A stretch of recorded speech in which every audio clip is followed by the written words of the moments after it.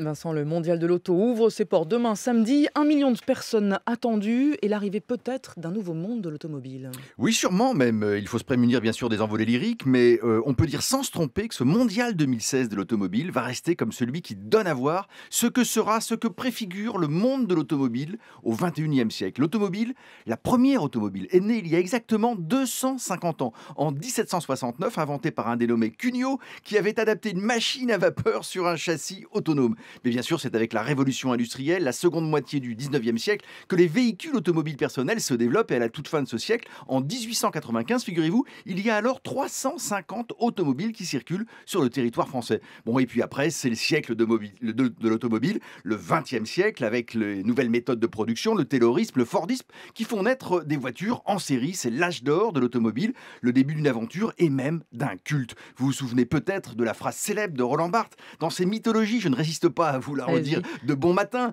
L'automobile, écrit Barthes, est aujourd'hui l'équivalent exact des grandes cathédrales gothiques. Je veux dire une grande création d'époque conçue passionnément par des artistes inconnus, consommée dans son image, sinon dans un usage, par un peuple entier qui s'approprie en elle un objet parfaitement magique. Bon, c'est magnifique, Mais non? c'est vrai. Eh bien, Enfin cet bon, moi j'ai objet, pas de voiture, mais si vous le dites.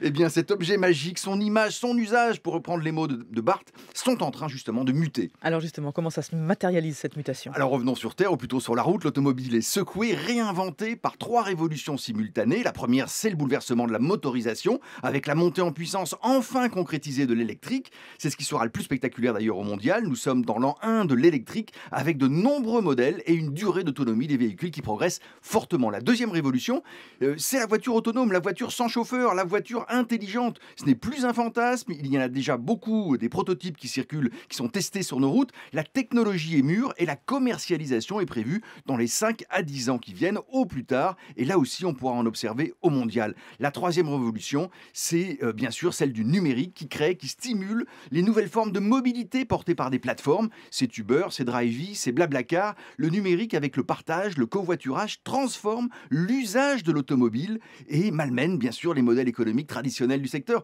Ces trois révolutions-là changent absolument tout pour l'automobile. Et alors comment les constructeurs se préparent-ils à ces bouleversements? Eh bien, c'est le temps des grandes manœuvres, Fabienne, car le logiciel est devenu aussi important que le moteur, voire même plus important que le moteur. Pensez qu'il se crée chaque semaine une nouvelle start-up dans le domaine de l'automobile, et c'est sans doute dans ces logiciels que résidera demain une part importante de la chaîne de valeur. Et bien du coup, les grands constructeurs se sont lancés dans la course aux start-up. Ils achètent des technologies, des équipes d'ingénieurs ou d'informaticiens pour intégrer des compétences qu'ils n'ont pas, qu'ils n'avaient pas. Leur objectif, c'est de réussir à développer la voiture connectée. C'est un défi parce qu'il faut à la fois une culture du numérique et une culture du service. Et ça, ce n'est pas du tout le fort de l'industrie automobile. C'est tout l'enjeu des 2 ou 3 ans qui viennent. Vincent Giret du journal Le Monde, merci beaucoup.